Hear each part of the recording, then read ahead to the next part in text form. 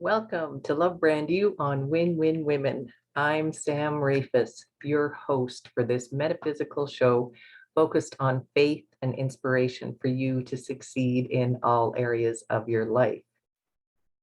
As we do every week for the show, I start out with our Love Brand You prayer.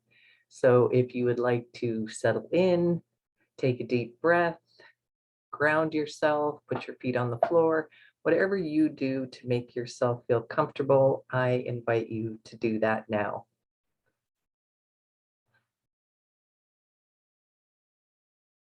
My God source loves me no matter what.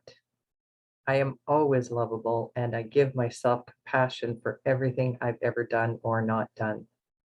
Love heals me more quickly than self-judgment. I choose love now for me and for everyone in my life. For this, I give thanks. I let it be so, and so it is. Amen. Whew, thank you. Welcome again to another edition of Love Brand You, or episode, I should say, since this is a video show, another episode of Love Brand You. And welcome. Thank you for joining me today for this success topic, the power of a calm evening routine. Prior to this, if you've tuned into earlier shows a couple weeks ago or 3 weeks ago, whichever those episodes were just prior to this, I've talked about routines in general, and specifically a couple weeks ago, the power of a serene morning routine. And the reason I'm spending so much time talking about routines is because they help us holistically, body, mind, and soul. Routines help us. And especially for me, I guess I'm partial to a evening routine. A few years ago, I started focusing on a better sleep routine in the attempt, or a better evening routine, I should say, in the attempt to get better sleep. I was going through well, let's just say a stressful time in my life. I was not sleeping well, and you guessed it, soon it started taking a toll on my health. We all know that we need sleep. However, it's like everything else. Just because we know it doesn't mean we always do what we know. So according to Health Online, getting less than 7 hours of sleep on a regular basis can eventually lead to health consequences that infect your entire body. The most common health consequences with lack of sleep, which you may relate to, you may have experienced some of them yourself. I know I certainly have. And these are daytime fatigue, mood swings, irritability, anxiety, depression. Lack of sleep can lower your immune system, which affects your body's ability to fight off infections and disease. And for me personally, when I was going through that stressful period with lack of sleep, one of the most noticeable health conditions or health consequences that I experienced was I was getting more frequent colds. And I am not typically a person that gets colds and flus, yet during that time period, it seemed I was experiencing more frequent colds. So I know that my immune system was taking its toll. Other consequences, weight gain or difficulty losing weight. You can have an increase in high blood pressure. There can be blood sugar imbalances, increase risk of heart disease, and long-term sleep deprivation increases risks of chronic conditions like diabetes and heart disease. Also, the older you are, my teeth are sticking to my, excuse me. The older you are, insomnia becomes more common. And two types of insomnia are, they name them onset and maintenance. when I was looking at the research. So really, it just means trouble going to sleep or trouble staying asleep. So the data says onset insomnia includes trouble going to sleep. It can either be short-term or chronic. Some symptoms of onset insomnia include mood swings, loss of libido, depression, anxiety, irritability, loss of coordination. Maintenance insomnia is when you have difficulty staying asleep or you're waking up too early and having difficulty going back to sleep. And that probably, I can say I can relate to that when I was going through that time period, that I wasn't necessarily having trouble falling asleep. However, I was waking up a lot in the night and having difficulty going back to sleep. So I can relate to that one. Maintenance insomnia may be caused by chronic medical conditions or psychological conditions such as depression, anxiety, or stress. Some of the medical conditions may include asthma or other respiratory conditions, nose blocks and sinus allergies, restless leg syndrome, acid reflux, and chronic pain. Sleep, like I said at the beginning, it's more important than we give it credit for. We know we need sleep, but do we necessarily always make sleep a priority? We need sleep to maintain our critical body functions, to restore our energy, repair our muscle tissue, allow our brain to focus and process new information, improve our mood and memory.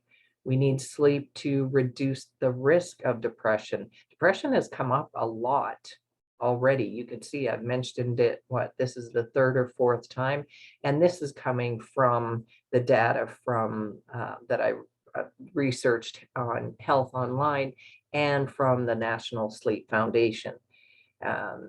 We also need sleep to reduce stress, help control our weight. The best way to prevent sleep deprivation is to make sure we get adequate sleep. Well, we know that. However, the adequate sleep varies by age. And again, according to the National Sleep Foundation, recommended hours of sleep for adults is 7 to 9 hours each night. And I know personally, before, when I was in that stressful situation, I was probably averaging about 5 to 6 hours of sleep a night. And whether it was quality sleep, I highly doubt it. And I can say for myself, until I made sleep a priority and actually aiming for, my first aim was 9 hours of sleep. And when I was talking to some individuals, some people were saying, there's no way I could sleep 9 hours a night. I barely get that, 5, 6, maybe 7 hours of sleep. However, in talking with these individuals, many, especially women that were in my circle of friends, colleagues, family, were experiencing some of those symptoms of insomnia or sleep deprivation. So whether you can get by on fewer hours is not necessarily the healthiest for your body. So recommended hours of sleep, 7 to 9 for most adults. When you get a little bit older, 65 and up, they're saying you can, head for 7 to 8 hours of sleep. However, it really is dependent on you. But the key is not to get not less than, in my experience, once I start dipping below 7 hours of sleep, even if I start getting less than 8 hours, after a week or two, I can tell a difference in my body. And some of the statistics that were here, if I'm remembering, just from what I was reading, that even after a day or two of less sleep, your body starts heading into experiencing some of those consequences. And I think it said in as little as 24 to 48 hours. And then by the time you're hitting a week of interrupted sleep or sleep deprivation, insomnia, then this is when it is having more of that effect on your health. What have we got here? 14 to 17-year-olds, back to sleep recommendations, need at least 8 to 10 hours. So how many of our teenagers are getting less hours of sleep? And that could be impacting their health as well. Younger children, 6 to 13-year-olds, need 9 to 11 hours, and younger than that have even greater sleep needs. And you can look that up. You can search it for yourself if you have younger children and you're concerned about their sleep. So you can just search it up. Genetics and quality of sleep influence how much sleep we need. So genetics can determine how long you sleep and how well you respond to sleep deprivation. People who get good quality sleep without waking up may need a little less sleep than people who frequently wake up or have trouble staying asleep.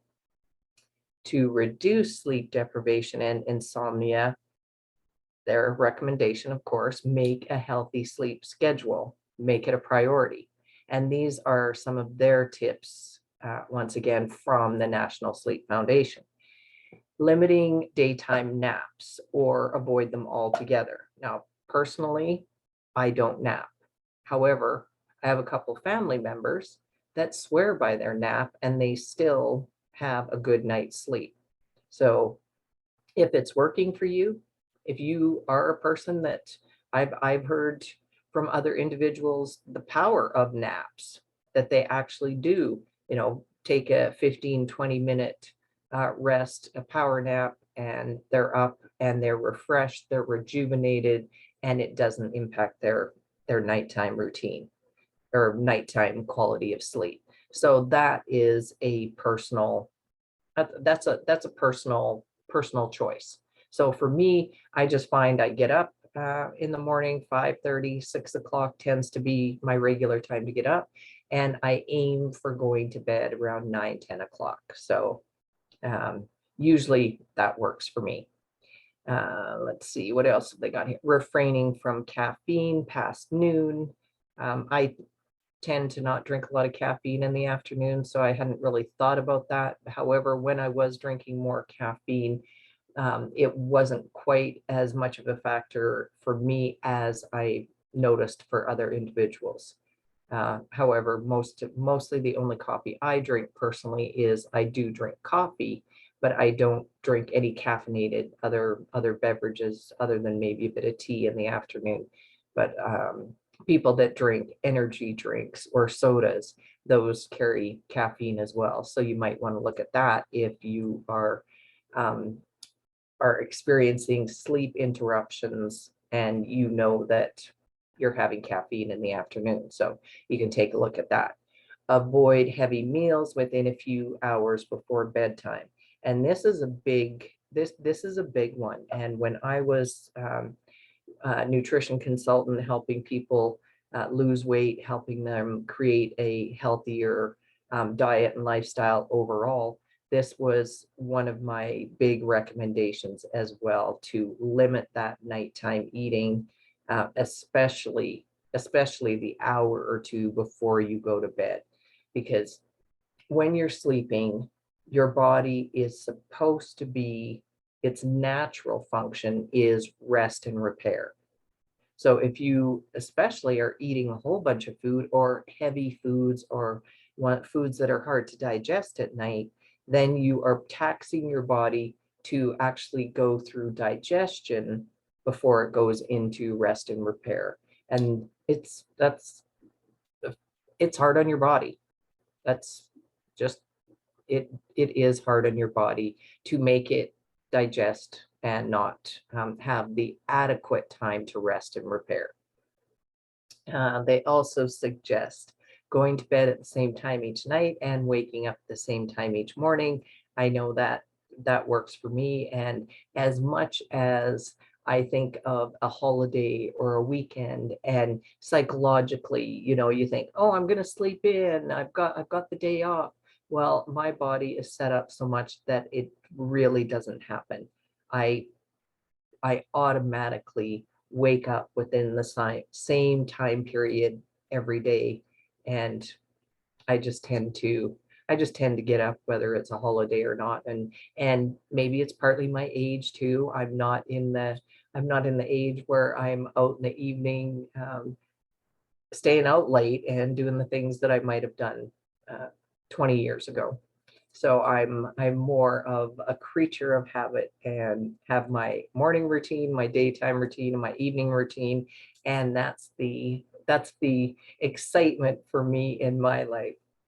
And that's what they're saying here. Stick to your bedtime schedule during weekends and holidays. The other tip that they are that they suggest is reducing your alcohol intake. And I can attest to this. When I was going through that stressful time in my life, I was drinking lots of wine. I was drinking wine daily. I was drinking too much wine. And I can look back on it and think of how much wine I was consuming when you try to use something as a coping mechanism, when you know it's not necessarily healthy for you, however, you still do it anyway. Yes, you may relate to that.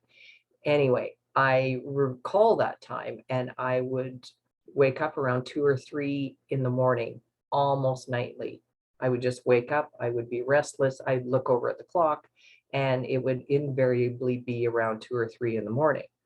And of course, I didn't like this. I was already stressed out. I wasn't necessarily feeling my best, even though all of the other pieces were in place for me because I was a holistic nutritionist. So I ate pretty healthy. I exercised during the day. I still had a lot of healthy habits. However, I I can say I used wine as a coping mechanism, and it impacted my sleep. So when I looked it up in my resources, of course, I thought, well, why is it 2 or 3 in the morning? And sleep disturbances are common when your liver is irritated or inflamed. And if you look at further, even into Chinese medicine or deeper into what it actually means for the time period, the liver is associated with that certain time period of night. So since I've stopped drinking, so it's been 2 years since I've drank any alcohol, but even I remember back then when I even lowered my amount of alcohol and wasn't necessarily drinking wine every day, and I had got off the addiction of at least not having it every day. I remember my sleep was better. And now that I don't drink alcohol, I proverbially sleep like a baby every night. So all of these practices that I've put into place for myself have paid off, and I feel so much better, so much better. And I can put myself back into that time period, and I can remember how I felt. And I lack of sleep, I was overall had, mood trouble, brain fog, um, not necessarily depression. I didn't go into full depression or anything. I just overall it was stressful, and I was going through a hard time in my life and using alcohol to cope, and that was making me not sleep very well. So it was adding on to the health problems that I was experiencing. So this is where my my love for a calm routine comes into play, because I know that when I went through that time period that I started, like I said, limiting my alcohol intake and really working on not drinking as much at least. And since now I don't drink any, however, that took a while. That took a while. However, I had the uh, nighttime routine in place to improve my health and improve my sleep. So I'm just going to share what worked for me, and you may do some of this already. However, I'm just going to share what worked for me and some of the other tips from the National Sleep Foundation. So for me personally, I make sure I exercise and move throughout the day.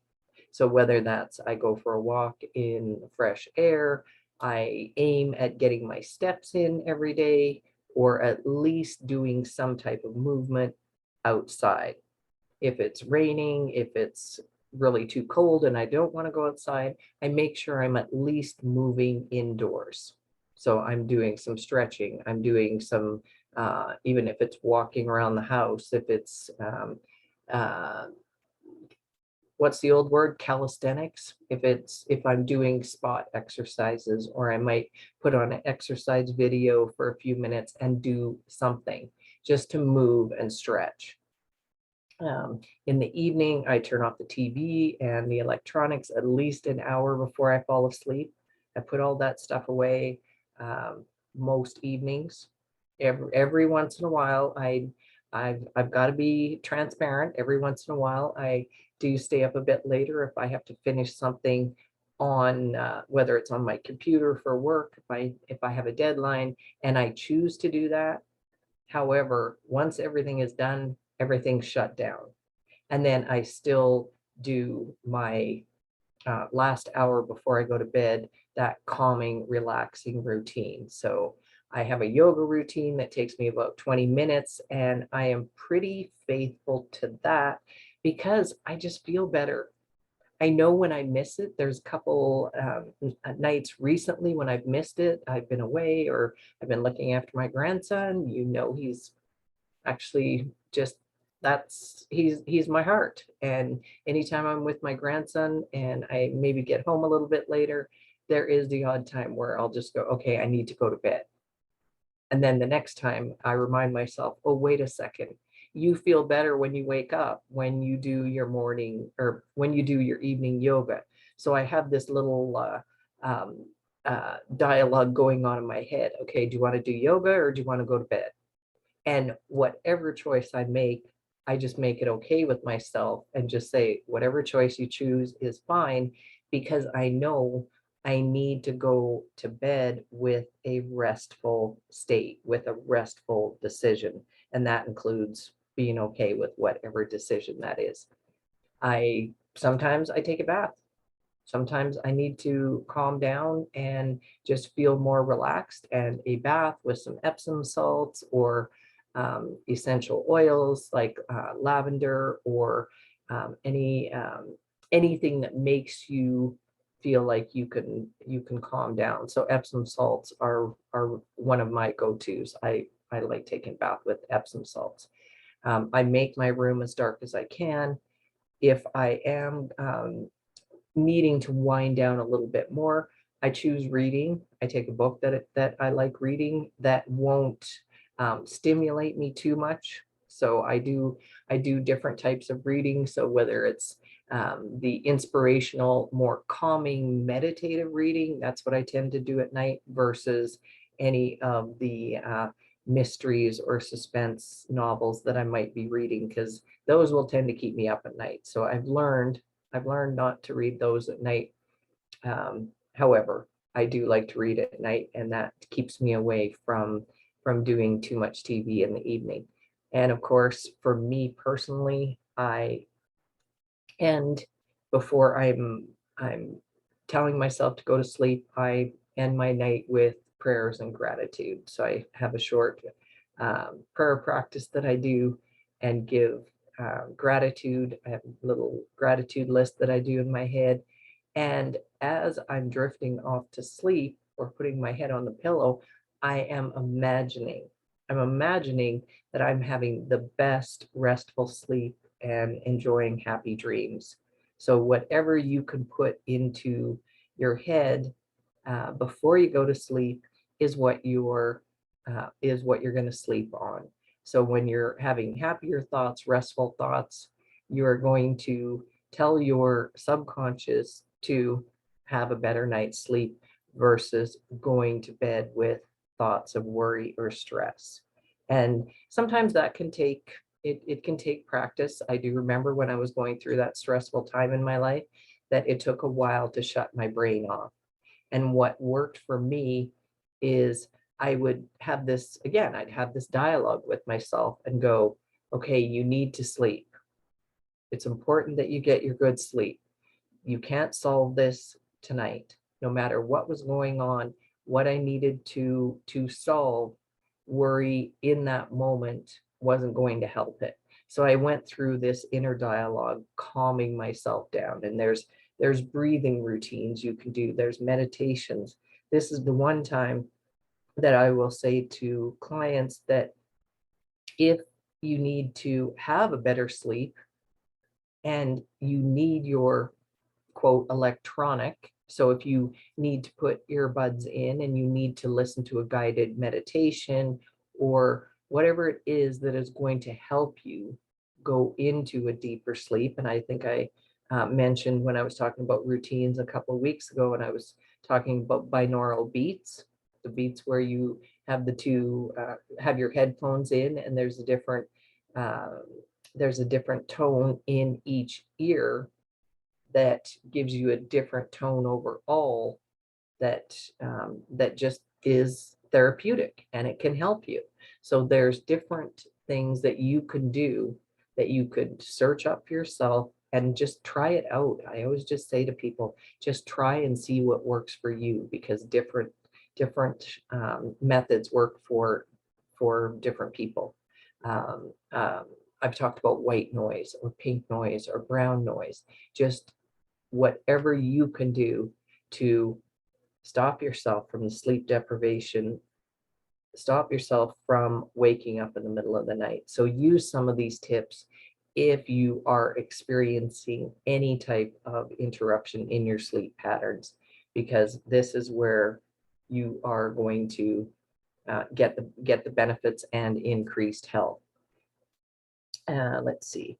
So if you've tried any types of sleep routines and things aren't still what you want them to be, there are natural sleep aids. I've got a note here. Natural sleep aids, including melatonin, valerian, and lavender supplements, and you can check those out at your local health food store, or you can, if you know someone that if you know someone that has a good supplement, therapeutic, good, high quality supplement lines. I know there are many different types that are good for you. And essential oils could include, I've got here, clary, sage, lavender, and there are specific sleep blends. And I know personally, I know women who've used these natural sleep aids to great success. So benefits, the top 3 benefits of good sleep: fewer wrinkles. That's a big one for me. I definitely want fewer wrinkles. And this is largely due to cell turnover and collagen production are highest when you're sleeping. I talked about weight gain being an issue if you're lacking sleep. So benefits of good sleep, weight loss. And this is largely due in part to your hormones are balancing properly while you're sleeping. And the third one, improved mental health. You're less stressed and your mood and memory improve. Okay, so if you have habits, rituals, and routines that work for you, as I always say, keep doing them. And if you learn something new here, I welcome you to try any of these ideas out. Today's quote of the day, of course, it has to do with the subject of sleep. There is a time for many words, and there is also a time for sleep. And that was from Homer in the Odyssey. Action steps I would like to leave you with and inspire you with, what you can do. Try out a new habit. Try out something that you'd like to adopt or add to your evening routine. Once again, it's all about consistency and repetition. So start with a few minutes an evening of trying something new, putting in a whole new sleep routine, doing something completely different than you're doing now. It does take a while to adopt a different routine. So give yourself time, try one thing and do it, and see if you can do it for 30 days in a row, create that habit. And as always, let me know how you're doing. send me a message at lovebrandyou.com. I always love hearing from people. If you are watching this replay on YouTube, put a comment below. I would love to hear what's happening with you and your calming evening routine. And we are at the end of the show. And as always, I end with the closing affirmation. So today's closing affirmation: I am whole, perfect, loving, healthy, happy, harmonious, and serene. For this I give thanks. I let it be so, and so it is. Amen.